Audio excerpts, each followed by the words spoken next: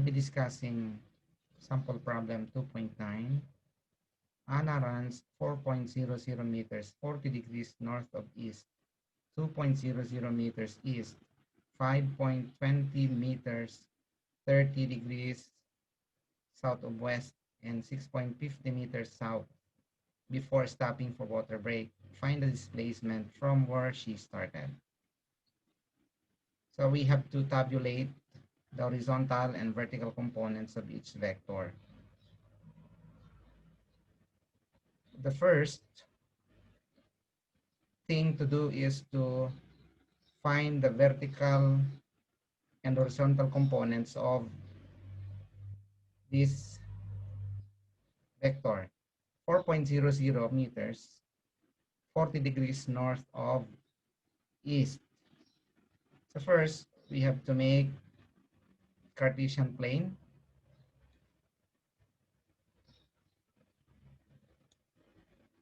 Okay.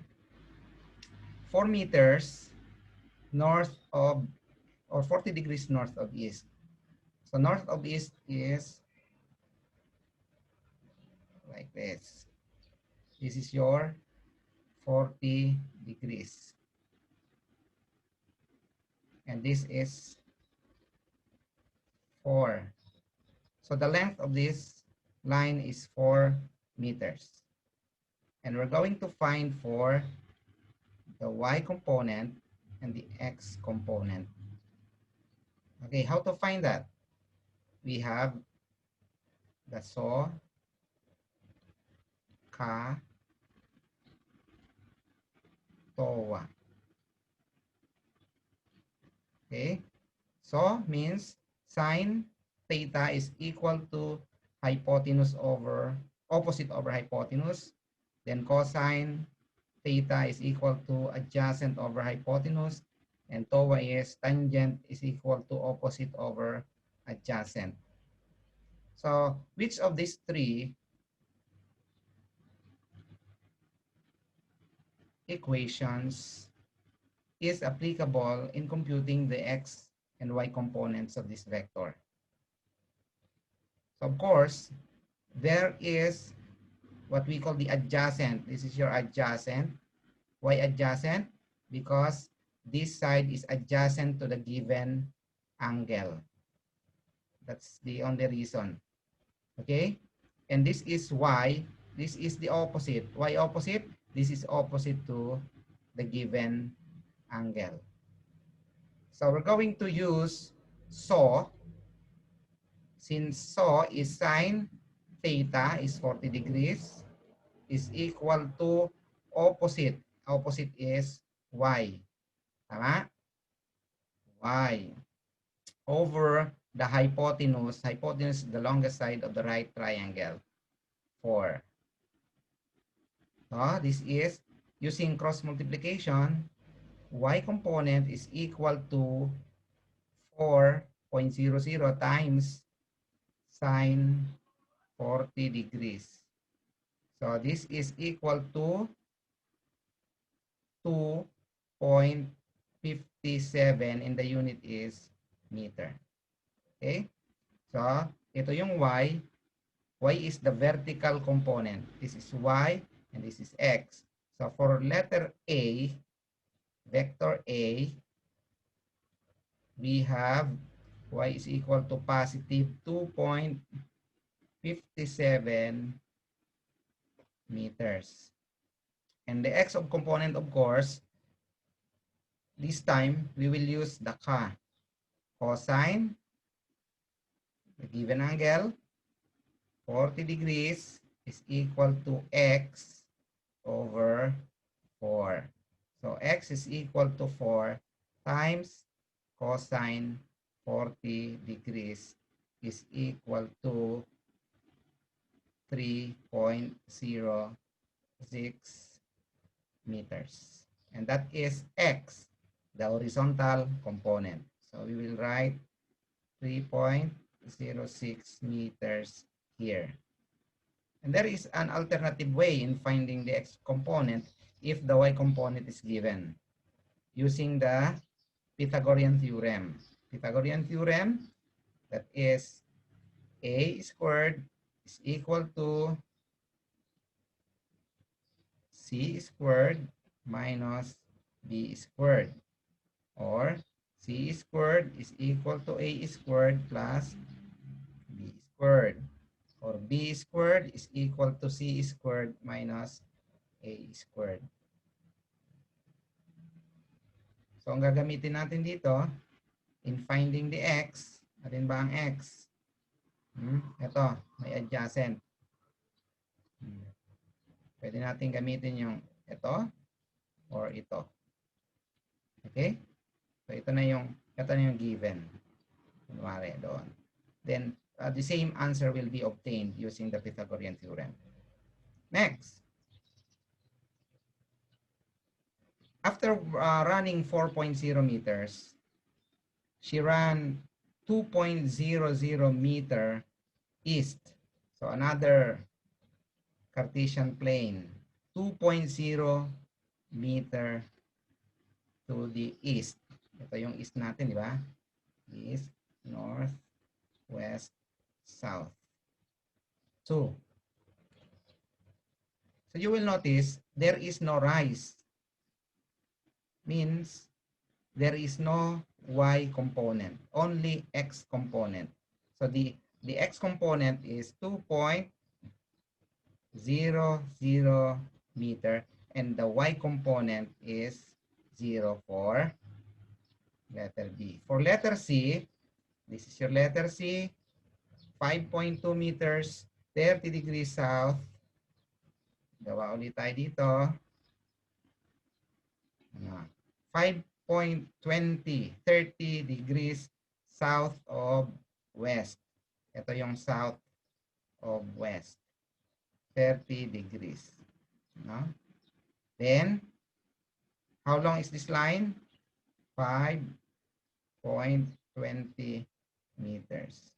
So the same equations are to be used to find the x and y components. So what is x? Another SOHCAHTOA. So which one? So is sine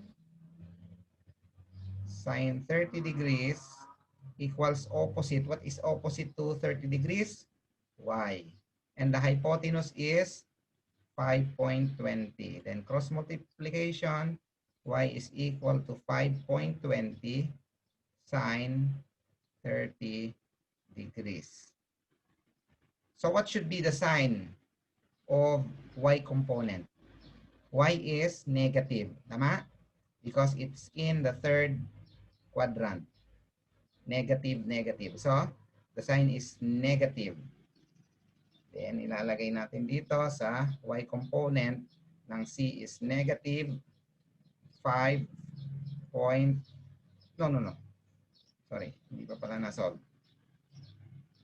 Ayan, balik tayo dito.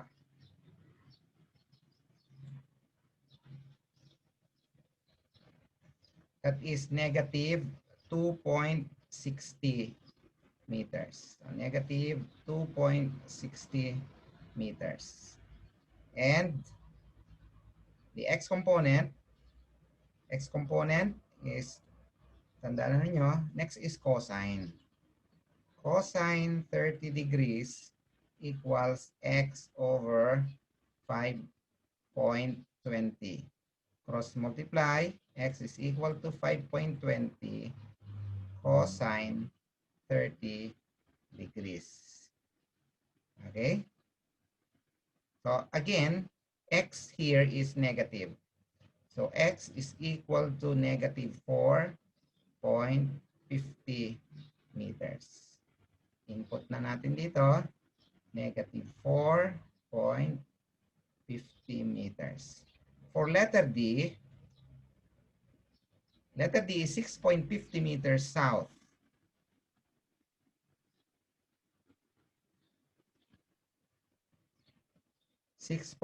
south, directly south, 6.50. So this is again negative. Why? It's going down.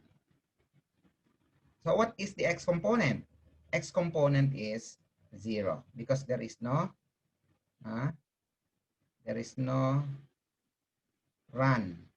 Ano, walang run. Pumunta lang sa baba.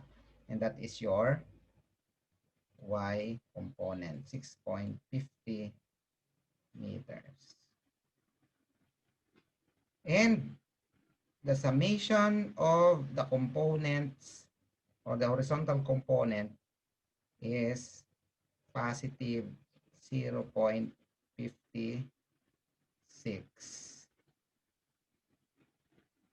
because 3 plus 2 is 5.06 minus 4.50 is equal to positive. Yan. 0.56 summation of d sub y is equal to negative 6.53. And to find the resultant is d sub r is equal to the square root of the two summations. Ano, i-square natin yung dalawang summations. That is 0.56 squared plus negative 6.53 squared. Siyempre, pag i-square mo yan, magiging positive na. That is equal to 6.6 meters. So, dito na yung resultant. And to find the angle, of course, we have tangent to the negative 1 times yung dalawang ito. Negative 6.53 over 0.56. This is equal to 85 degrees. Okay? So, meron ng angle.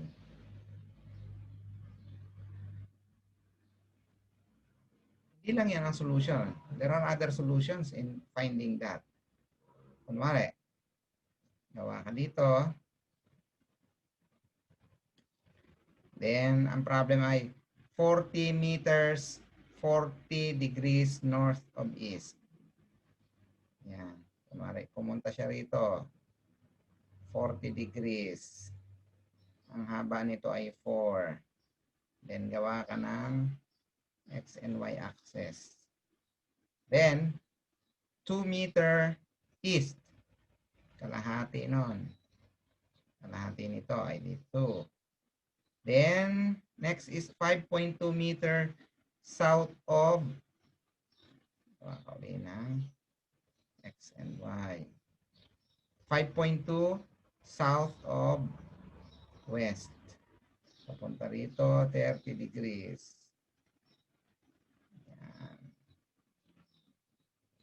Then, 6.50 south. Rito. Yan. Kung saan man dumating yan, 6.50. Then, the resultant is this line. Ayan. And the angle is, anong angle? South of east. Ito. Ito yung magiging angle niya. This is, pag tinignan natin doon, kunwari hindi natin alam, 85 degrees. Okay?